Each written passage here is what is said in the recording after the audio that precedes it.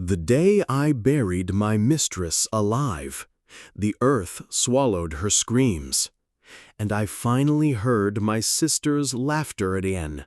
The night the mistress vanished, the soil still breathed with her muffled screams. Nobody saw the slave's trembling hands pressing the earth down. Nobody heard the final plea swallowed by the dirt. But the plantation would never forget. The cane fields stretched endlessly under the sweltering Louisiana sun of 1842. Each crack of the overseer's whip stitched another scar into the backs of men and women who had forgotten the sound of freedom. Among them was Isaac, tall and broad-shouldered, with a gaze that burned hotter than the noon sun. He was the kind of man who carried silence like a blade, quiet but sharp. His mistress, Eleanor Whitmore, was the queen of the plantation. Young widow, porcelain skin, and a cruelty so delicate it was almost sweet. She did not strike with a whip. She struck with humiliation. Her punishments were not loud, but they lingered like poison. Withholding food, separating families, ordering slaves to kneel until their bones ached. Isaac had endured much, but what he could not forgive was what she did to his sister, Ruth. Ruth had been barely 15 years old when Eleanor decided she would be useful in the house. Weeks later, Ruth was gone. No grave, no explanation. Just whispers among the slaves that Eleanor had punished her too harshly, locked her in the cellar for stealing a scrap of bread, and left her there to rot. That night, as Isaac lay on the dirt floor of his cabin, the memory of Ruth's laughter echoed in his ears. He vowed he would never let Eleanor sleep easy again. And when opportunity came, Isaac would make sure she never woke.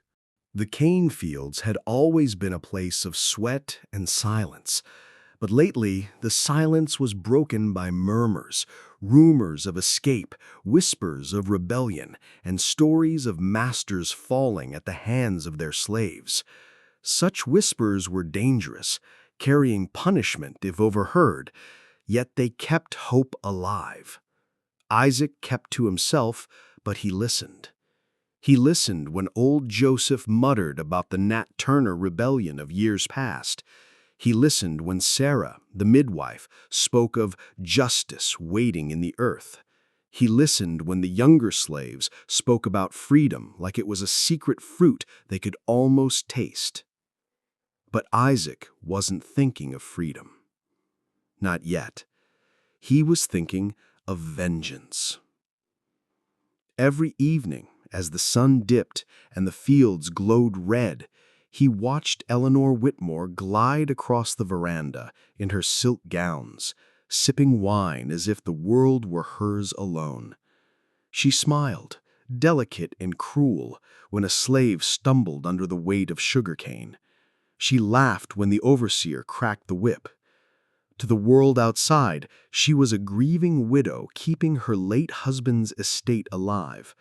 To the slaves, she was a serpent in lace. Isaac began to study her. When she woke, when she walked the grounds, when she retired to bed. He noted the guards she kept and the times she dismissed them. He noticed her fondness for evening strolls near the old garden, where the earth had gone dry and cracked. The same garden where Ruth used to sing while picking herbs. The whispers in the cane fields gave Isaac courage. He did not yet know how he would act, but he knew the earth was listening. The cane fields were alive with the rhythm of misery. Each dawn came with the same call, chains rattling, overseers shouting, and the sharp crack of leather splitting the morning air. Sweat mixed with blood, dripping onto soil that had long since forgotten mercy. The slaves bent low in the rows, cutting stalks with aching hands, their backs hunched as though the sun itself pressed down on them. Hunger gnawed at their bellies, but fear gnawed deeper. Fear of stumbling, fear of slowing, fear of being singled out by the overseer's lash. But even in that silence of submission, there were whispers. "Old Joseph says the world's changing," murmured Samuel, the boy beside Isaac, his hands raw and blistered. "Up north, they don't treat men like cattle. Says men escape and live free." Isaac didn't answer. His blade sliced clean through the cane stalk, his jaw locked. He had heard it all before. Dreams of freedom carried like wind through the rows, feeding hope that usually ended in death. But his heart wasn't reaching north. His heart was fixed on the mansion that loomed above the fields, white and proud like a vulture perched on a carcass. That was where Eleanor Whitmore stood now, on her balcony, shaded by lace parasols. She wore mourning black still, though her husband had been dead 2 years, and yet grief never softened her. If anything, it hardened her into something venomous. She toyed with cruelty the way children toy with insects. One evening, Isaac watched as she ordered Clara, an old slave with knees bent from years of labor, to kneel on the gravel for spilling a pitcher of water. Eleanor stood above her, sipping wine, as Clara's knees bled against the stones. "You will learn balance," Eleanor said sweetly, "when your bones have something to remember it by." On another night, Isaac overheard her laughter from the dining hall as the overseer recounted how a runaway had been caught and whipped until his skin peeled. Eleanor's laughter was soft, elegant, almost musical, but it sank into Isaac's ears like poison. And then there was Ruth, his sister. Every night Isaac saw her shadow when he closed his eyes.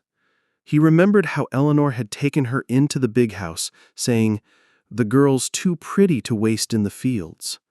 Ruth's singing voice had faded from the cabins within a week. When Isaac asked questions, no answers came. Only silence, and then whispers that Ruth had been locked away, punished, starved. He had never seen her again. The cane fields carried those whispers as though the earth itself repeated them. Justice is waiting in the soil. Isaac began to watch more carefully. Eleanor's habits unfolded like clockwork. At dusk she strolled through the garden behind the house, alone, trailing her skirts through the wild roses.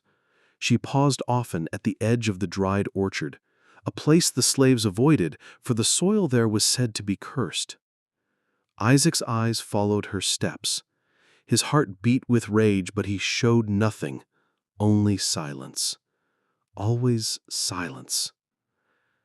And in that silence, a plan began to root itself, as dark and patient as the earth itself.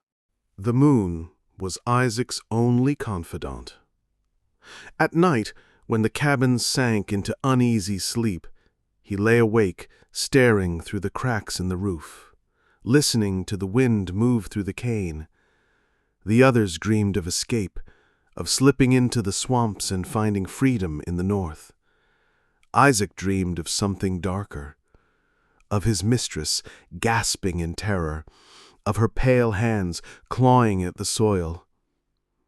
He did not share these dreams. Vengeance was not to be whispered. It was to be cultivated in silence, like poison waiting in a cup. But he prepared.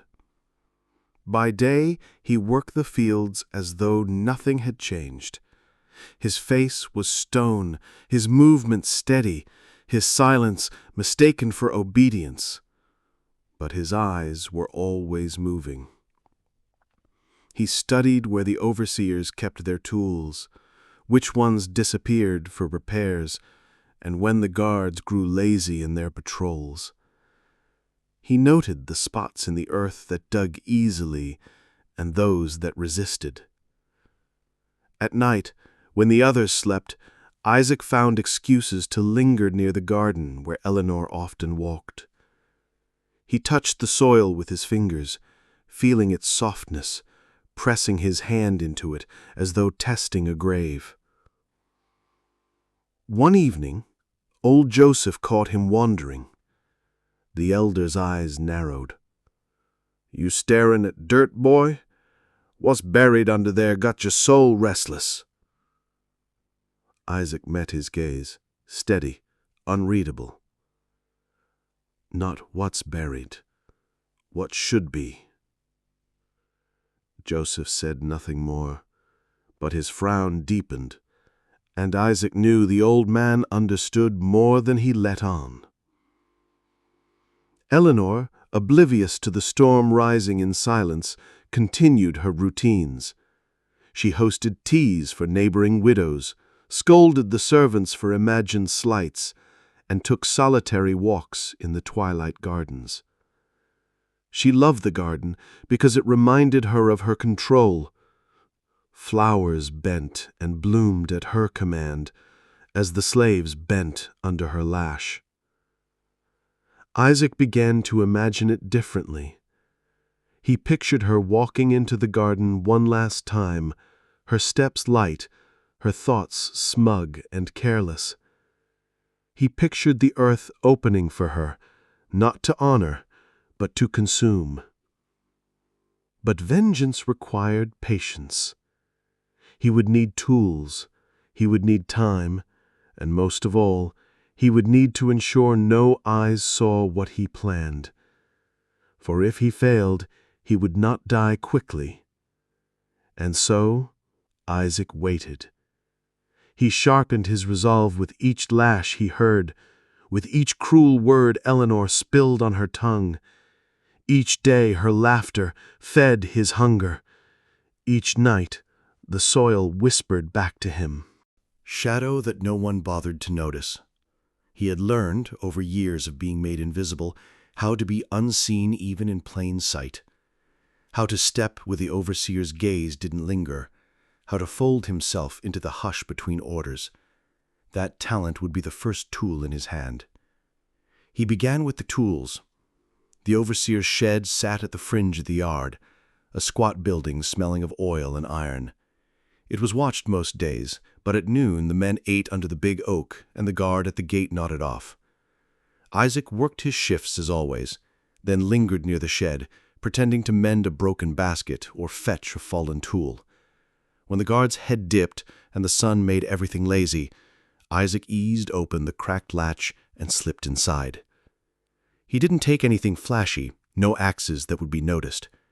He took a small spade, its paint flaking, and a length of rope used to tie bales. The spade made little sound. The rope could be passed off as a repair for the cabin. He wrapped it in his shirt and walked back to his cabin as though he had fetched them for some innocent chore. Old Joseph watched the bundle and did not speak. Once Isaac placed the spade by the hearth, Joseph tapped the handle with the knuckle of his finger as if measuring the weight of fate. "You ready, boy?" he asked. It wasn't a question. Isaac nodded. He had thought of it, how to dig so silently that the dead would not protest their disturbance, how to carry soil back without leaving a trail, how to do it before dawn and before a passerby would ask a frightened question. He had imagined every misstep and catalogued every risk. Still, rehearsal could not drown the tremor that tightened his chest when he dared imagine what would come next. He found allies in the quietest places.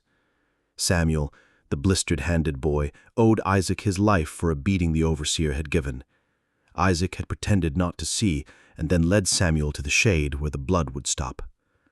Clara, whose knees had been bled raw by Eleanor's petty cruelty, kept her mouth sealed but watched the world like a hawk, ready to warn. Sarah, the midwife, who had kept more secrets than any of the others, agreed to take watch on nights when Isaac needed the fields to be empty. They met in whispers. They spoke of diversions, small things that would make the house tremble with the noise of harmless cobble so that the yard would thin and the watchman would look elsewhere. A spilled lantern here, a loose gate there. They mapped patrol routes and counted sleeping men as if tallying blessings. The orchard became their chosen place. It lay just beyond the garden, a tangle of trees bowed with old fruit and roots like the fingers of the earth. The soil there was softer, the trees offering cover. It was also a place people avoided, too many rumors of drowned calves in rotten wells, and so it made a perfect hiding place for a crime whose weight needed to be carried by the ground itself. On the nights they dug, they did it piece by piece. Isaac learned to cut turf in strips and lay it aside to hide the hollow's work. They dug under the cloak of the moon and the hush of crickets, each scrape of the spade a metronome counting down to Eleanor's fate. Sometimes hands trembled, sometimes silence broke with a sob that they swallowed like a pill. The earth accepted them without question. There were scrapes, close calls. Once the overseer returned early from the tobacco fields, cursing about a ledger misplaced. Isaac had his shirt over the spade then, as if it were only a bundle of clothes, and he walked past the overseer's leaning figure. Joseph kept his face stolid, and the overseer spat and passed on. Another night a dog barked and rose from his sleep. Samuel clapped his hand over the animal's snout, holding it until it whimpered and went quiet. Each near miss tightened the coil in Isaac's gut. Each success made him feel less like a man hiding and more like a man rehearsing the shape of his revenge. Isaac never spoke of mercy. That word hum in the air once like a faraway bell when Clara lingered at the edge of the digging and said, "If you do this, can you still be the man who carried me home when I fell?" Isaac's fingers stilled in the soil. He remembered the way Ruth had braided their hair, and the way her laugh would untie his sorrow. Mercy was a ghost he had kept in a corner for a long time. Now it demanded to know if he would be entire after the thing he planned. "I'll be myself," he answered, though he did not know if that was truth or a lie he offered to comfort her. They prepared more than a whole, they planned an absence. On a day when Eleanor was to host an evening for a visiting magistrate, a night of fine silver and louder laughter, Isaac and his small conspiracy stirred the tissues of the household. Clara slipped into the kitchen and broke a prized crystal decanter accidentally, sending servants into a flurry.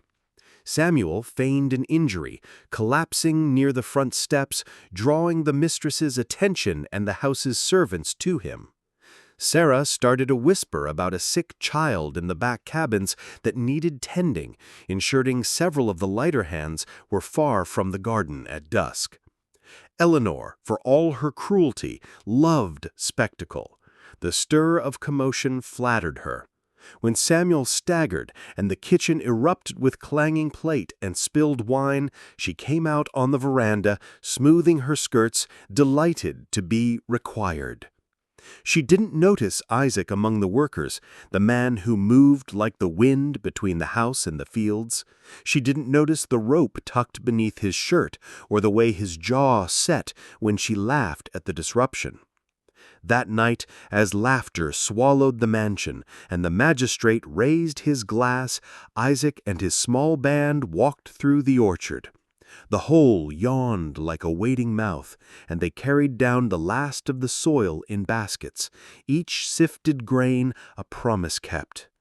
Their breath hung white in the cool air. The moon was a thin, watchful coin over them. When they finished, they covered the hollow with turf and set a new young sapling above it, a sapling whose roots would someday hold what they buried as if it had always been meant to be there. Isaac pressed the soil down with both palms and felt the earth take him. The act felt obscene and holy all at once, an undoing of order and an offering to something older than masters and laws. He washed his hands in the creek and returned the spade to its hiding place. The rope was tied into a coil and stitched under a loose board in his bunk. He walked back among the sleeping cabins as if returning from work, his face unreadable, his heart a drumline marching a rhythm only he could hear. That night, as the house slept and the magistrate snored from too much brandy, Isaac lay awake, thinking of Ruth's laugh and the tilt of Eleanor's head when she smiled. In the dark, he tasted the future like iron. He had set the stage. Now, he had only to pull the final chord. The days after the hollow was dug stretched like a taut rope, each hour pulling Isaac tighter with anticipation. He moved with deliberate calm, cutting cane, hauling barrels, answering commands with a bowed head. But beneath that mask, every nerve buzzed with the weight of what was coming. Eleanor Whitmore had no sense of it. She carried herself through the plantation like a queen untouchable, her silk skirts trailing dust, her white gloves snapping orders. She chastised a girl for tearing a hem, punished a boy for sneezing during prayer, and dismissed Samuel from the yard for clumsy feet. She ruled not with fear of death, but with humiliation, carving dignity away piece by piece. Isaac's hatred had ripened to the point of sweetness. Each cruelty she displayed only seasoned the revenge he was preparing. The first step was isolation. Eleanor often walked alone in the late afternoons when the air cooled and the garden glowed with orange light. It was her ritual.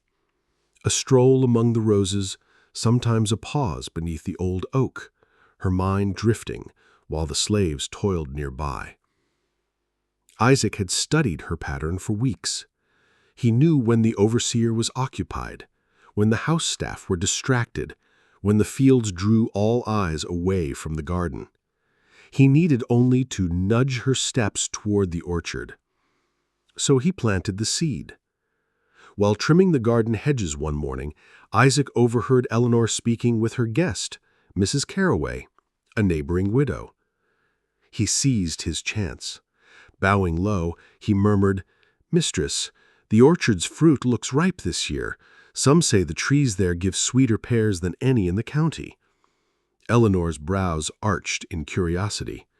She had always ignored the orchard, dismissing it as cursed ground, but vanity tugged at her. "Sweetest in the county?" she mused, her smile sharp.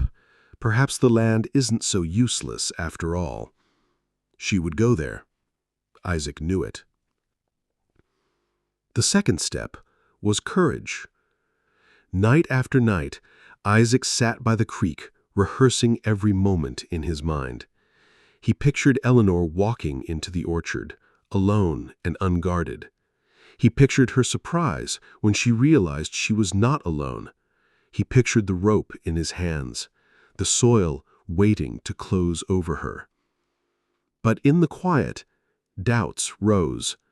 What if she screamed? What if someone heard? What if he failed and was dragged through the fields, whipped until his skin peeled, hanged before the others as a warning? The doubts twisted like snakes. Yet every time they bit, Isaac remembered Ruth. He remembered her small hands braiding his hair by candlelight. He remembered her laughter rising above the crack of the whip. And he remembered the silence that followed her disappearance. Every doubt turned to ash in the fire of that memory. The final step was timing. It came with Eleanor's decision. On a warm afternoon, while sipping tea on the veranda, she announced to her servants, "Tomorrow I will see to the orchard myself. If those trees truly bear fruit, I'll have them harvested before the month is out. It's disgraceful I haven't walked there sooner." The slaves bowed, eyes lowered, hiding the storm that rippled beneath the surface. Isaac's chest tightened. The moment had chosen itself. That night, He gathered Joseph, Clara, Sarah, and Samuel in the shadow of the cabins. They spoke little. Each already knew their part. Sarah to create a diversion in the kitchen, Clara to distract the overseer with a staged fall, Samuel to keep the dogs from barking, Joseph to watch the grounds. And Isaac? Isaac would lead the mistress into the orchard and into the earth itself. When the meeting ended, Isaac stood alone, staring at the horizon where the moon rose pale and sharp. His fists clenched, his breath steadied. The rope felt heavy under his shirt, pressing against his skin like destiny. By tomorrow night, Eleanor Whitmore's reign would end. By tomorrow night, the earth would finally claim its due. The night before Eleanor's walk to the orchard, the cabins were restless. The air seemed thicker, the crickets louder, the stars sharper. The slaves moved through their evening chores in silence, as though some unspoken knowledge pressed on their shoulders. No one dared speak it aloud, but the atmosphere buzzed with the weight of what was about to unfold. Isaac sat by the fire, mending a broken basket, with hands steady as stone.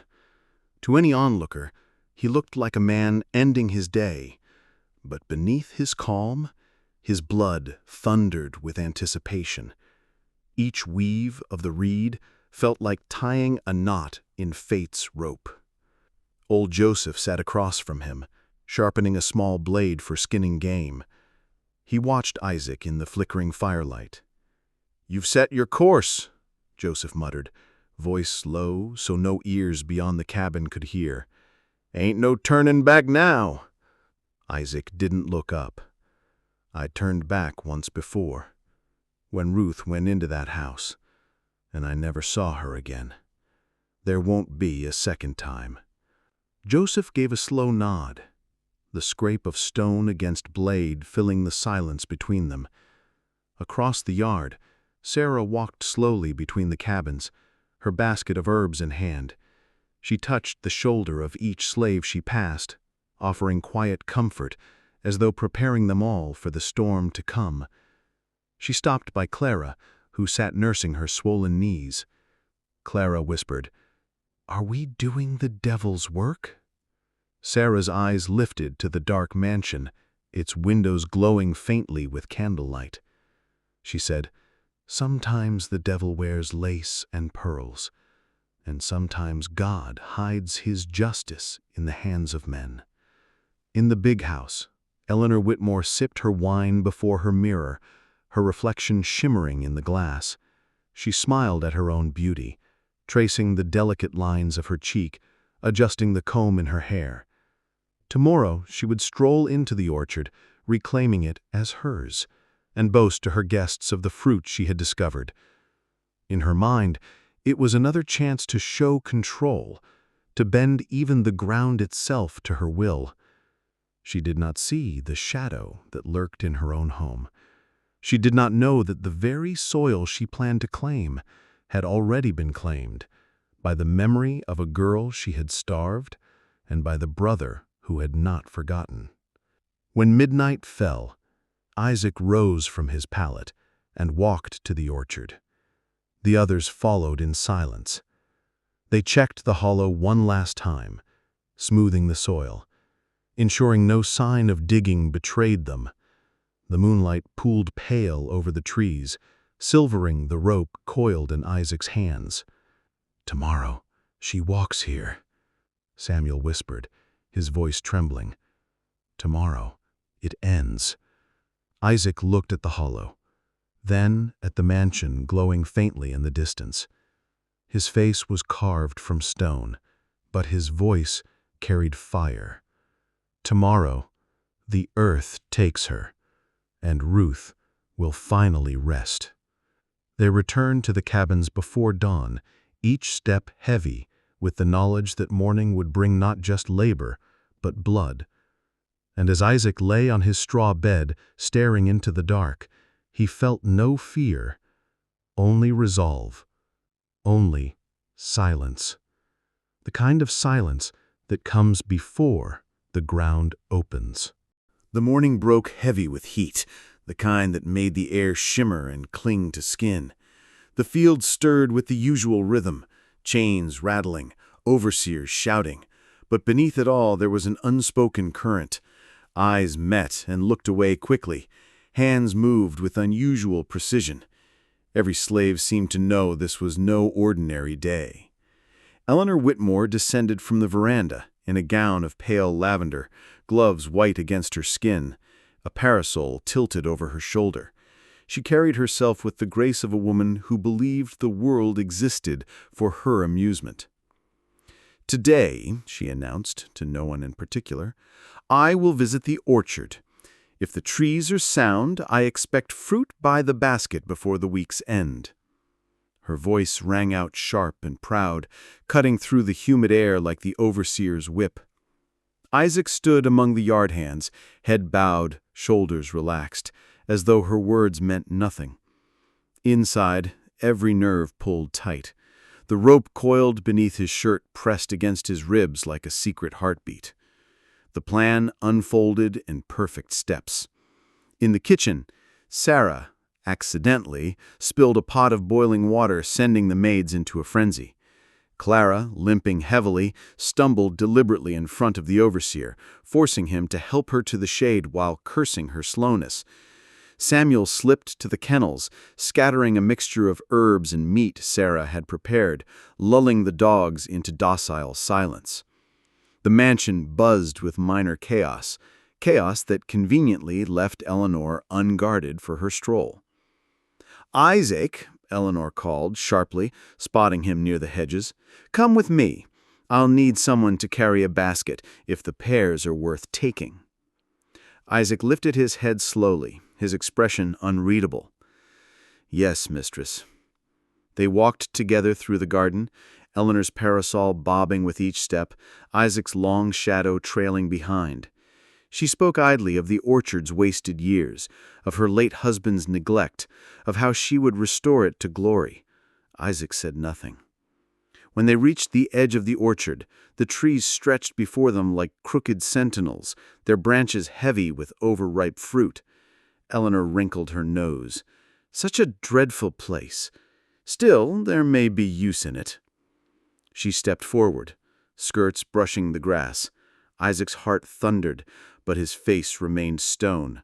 The hollow lay just beyond the bend, hidden beneath a thin carpet of turf. "Pick me one," Eleanor commanded, pointing toward a low-hanging pear. Isaac moved ahead, his hand brushing the rope beneath his shirt. His breath steadied. The air seemed to thicken. The orchard hushed, as if the world itself held its breath. As Eleanor bent to inspect a cluster of flowers at her feet, Isaac struck. He dropped the basket, seized the rope, and in one swift motion looped it around her throat from behind. Eleanor gasped, choking, her parasol falling uselessly into the dirt. She thrashed, clawing at the cord, her voice muffled into the orchard's silence. Isaac tightened, his arms iron. "For Ruth," he growled in her ear, the first words he had spoken to her in years. Eleanor's eyes widened, horror blooming as realization struck. Her heels scraped against the soil, her gloves tearing, her voice rasping into nothing. She stumbled, dragging them both toward the hollow. But Isaac held fast. When her body sagged, he forced her forward, dragging her to the pit. The turf peeled back like a shroud, revealing the earth's mouth waiting open. With a final heave, he tackled her into the hollow. Eleanor landed hard, her silk gown twisting, her face pale with terror but alive, gasping. She clawed at the sides, her voice hoarse, "Isaac, please!" But Isaac did not hear a mistress. He heard Ruth's laughter. He heard her cries in the cellar. He heard silence. He lifted the spade, and with steady, relentless hands, he began to shovel the earth back over her. Each thud of soil smothered her pleas. Each handful muffled her existence. The ground swallowed her inch by inch, her white gloves disappearing, her face vanishing beneath the dirt. Her final scream tore through the orchard, sharp and desperate, then cut off, silenced forever by the weight of the earth. Isaac pressed the last layer of soil flat with the spade, then laid the turf carefully back in place.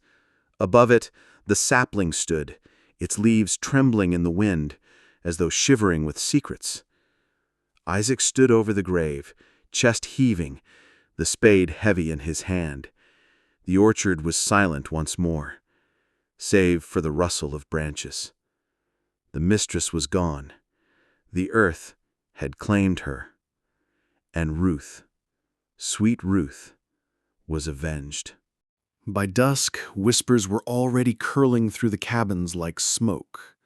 The mistress had not returned from her afternoon walk. At first, the overseer barked commands to the house staff, demanding to know where she had gone.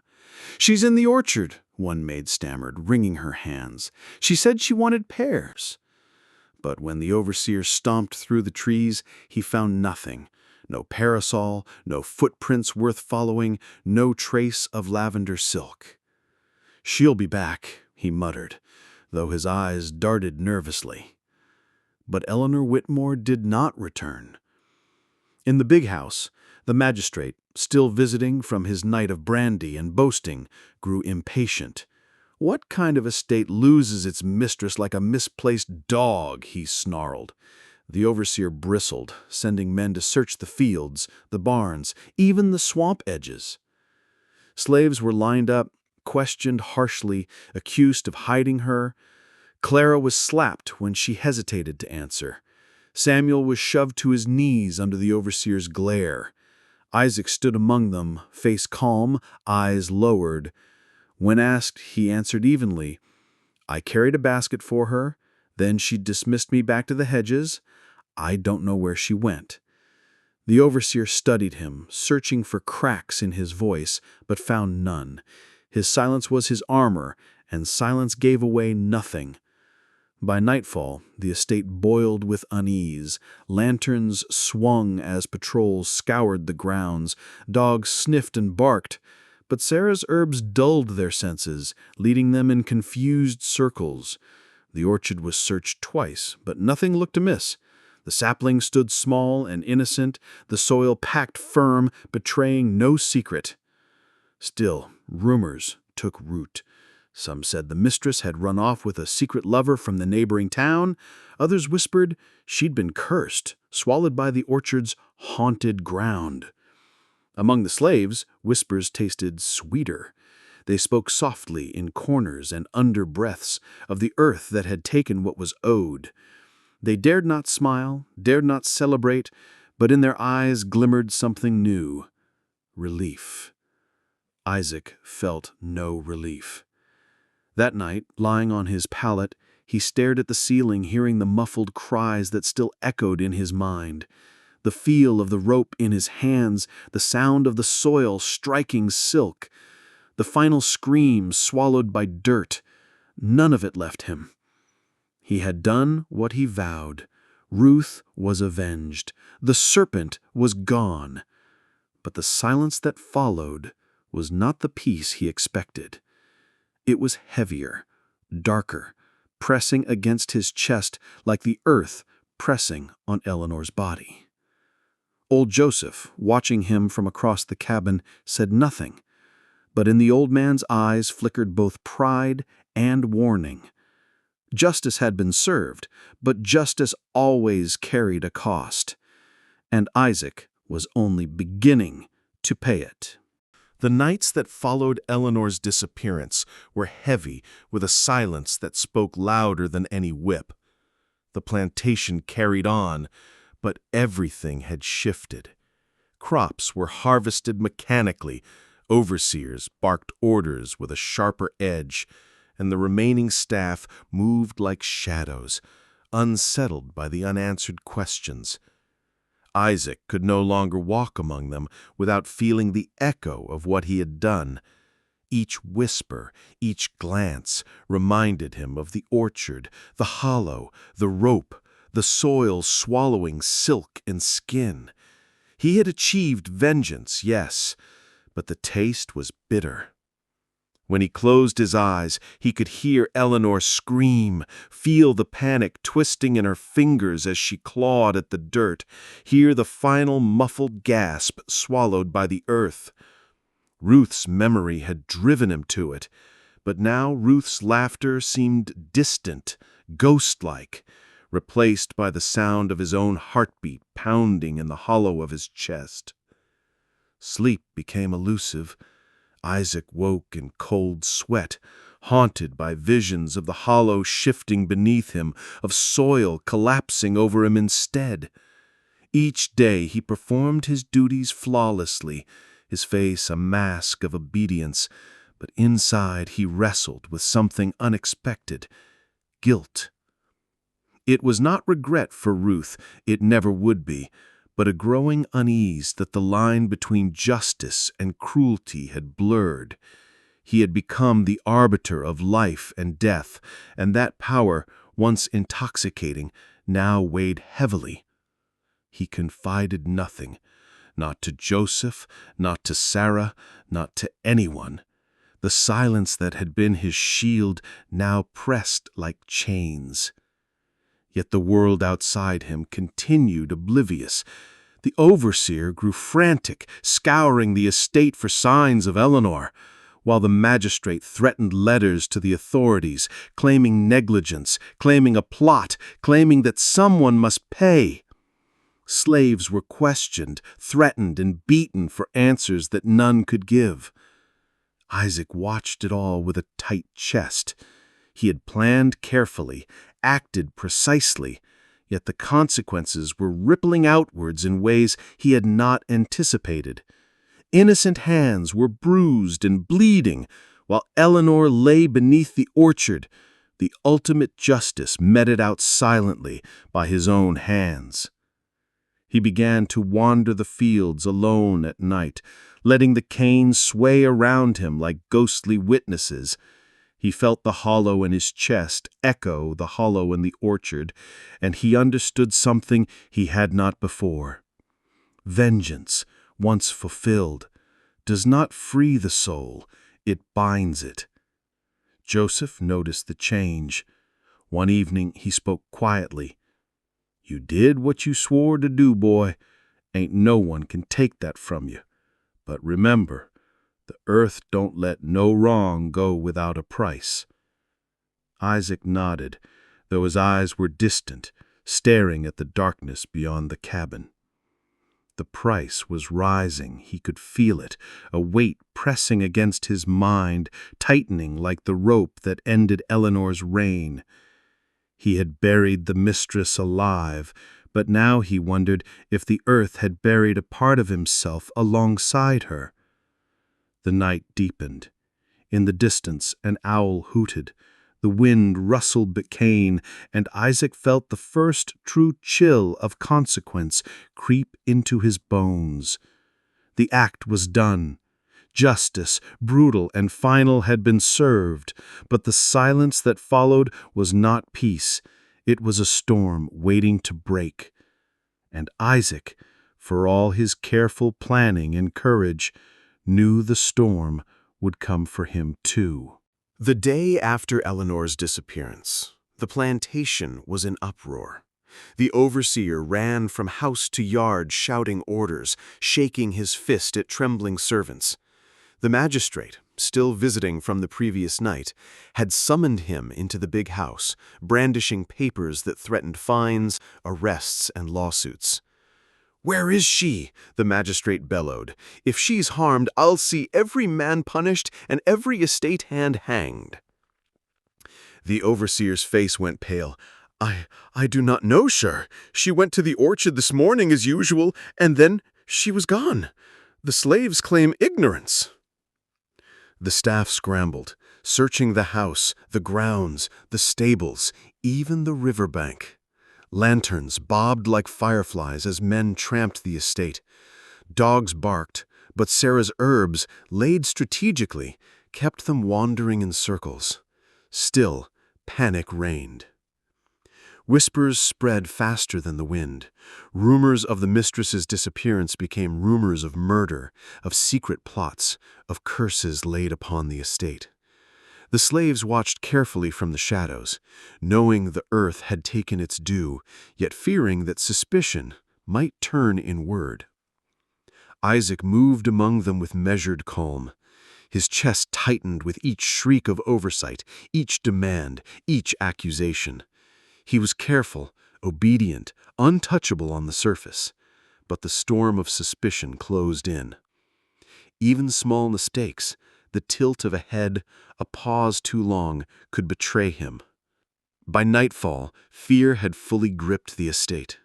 The magistrate insisted on locks on the gates, guards patrolling every corner, questioning every hand. The overseer, desperate to save face, resorted to threats, lashings, and intimidation. A few weaker slaves were whipped for information, though nothing surfaced. Yet no one found Eleanor. Isaac, alone at the edge of the orchard, touched the sapling above the hollow and felt the weight of the earth beneath. The soil held her secret, and for now, the earth kept its silence. But the heavy tension pressed down on him, heavier than any overseer's lash. He realized that vengeance, once exacted, did not dissolve consequences, it multiplied them. The plantation was alive with suspicion, fear, and chaos.